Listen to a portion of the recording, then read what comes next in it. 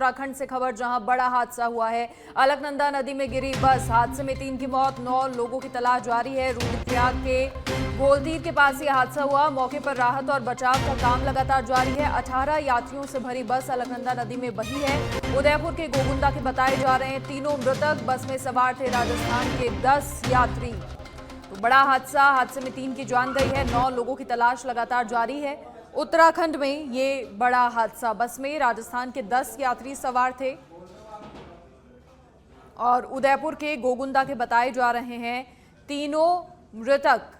हादसे में 3 लोगों की जान गई है, 9 लोगों की तलाश लगातार जारी है। राहत और बचाव का कार्य भी लगातार जारी है। राजस्थान के बताया जा रहा है 10 यात्री इस बस में सवार थे। 18 यात्रियों से भरी हुई ये बस थी जो अलकनंदा नदी में बही है। रुद्रप्रयाग के गोलतीर के पास यह हादसा हुआ है। उत्तराखंड से ये बड़ी खबर, जहां बड़ा हादसा हुआ है। मौके पर राहत और बचाव कार्य लगातार जारी है। अलकनंदा नदी में यहां बस गिरी, हादसे में 3 लोगों की जान गई है, 9 की तलाश लगातार जारी है। रुद्रप्रयाग के गोलतीर के पास हादसा हुआ। मौके पर राहत और बचाव का काम जारी है। 18 यात्रियों से भरी बस अलकनंदा नदी में बही है। उदयपुर के गोगुंदा के बताए जा रहे हैं तीनों मृतक। बस में सवार थे राजस्थान के 10 यात्री।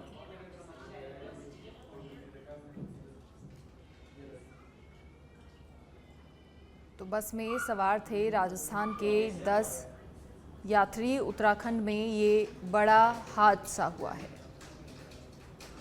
जहां अलकनंदा नदी में बस गिरी।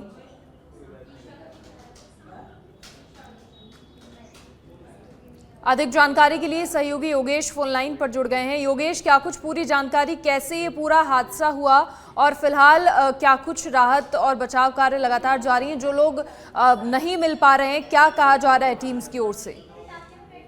आपको बताना चाहेंगे कि सुबह ये हादसा हुआ था और जो टेम्पो ट्रैवल था उसमें लगभग बताया जा रहा है कि 18 लोग सवार थे, जिसमें से 3 लोग बच गए हैं, जो कि बच्चे थे 2, उनमें से एक महिला भी थी। 3 लोग के बच्चे बच गए हैं और बाकी जो 8 लोग हैं, माफ कीजिएगा, उसी समय 3 लोग जो है वो छिटक गए थे और वो बच गए थे। उनको छोड़कर 8 लोग और बचे थे।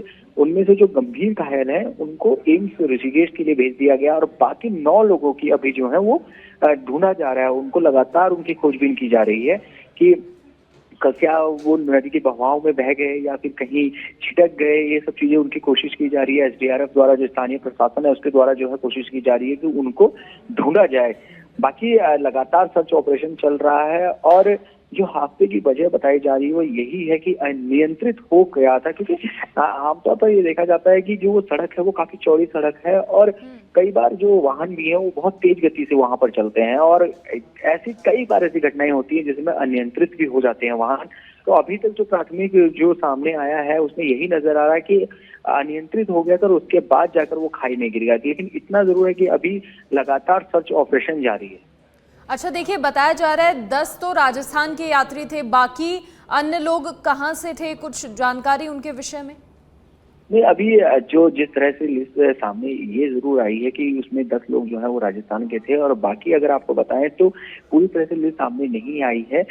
शाम का बुलेटिन जो होगा उसको जारी करेंगे तो उसमें सामने जरूर आ जाएगा कि क्या कुछ है, कैसा है। और लगातार ये भी कोशिश की जा रही है कि देखा जाए कि कौन कहाँ से कौन है। चलिए, शुक्रिया योगेश जानकारी साझा करने के लिए आपका। तो मौके पर राहत और बचाव का लगातार कार्य जारी है। बस में राजस्थान के 10 यात्री सवार थे। और इसी बीच मुख्यमंत्री भजनलाल शर्मा की एक्सपोस्ट उत्तराखंड के रुद्रप्रयाग में मिनी बस के नदी में गिरने की दुर्भाग्यपूर्ण घटना में राजस्थान के निवासियों सहित अन्य नागरिकों के हताहत होने का समाचार मिल रहा है। राजस्थान सरकार और उत्तराखंड सरकार के अधिकारी निरंतर संपर्क और समन्वय बनाए हुए हैं। तो इस हादसे को लेकर मुख्यमंत्री ने भी एक्सपोस्ट किया है।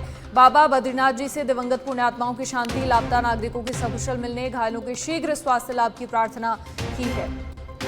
तो एक्सपोस्ट के माध्यम से इस हादसे पर दुख जाहिर किया है मुख्यमंत्री भजनलाल शर्मा ने और साथ ही कहा है कि उत्तराखंड सरकार, राजस्थान सरकार के अधिकारी जो हैं लगातार संपर्क और समन्वय बनाए हुए हैं।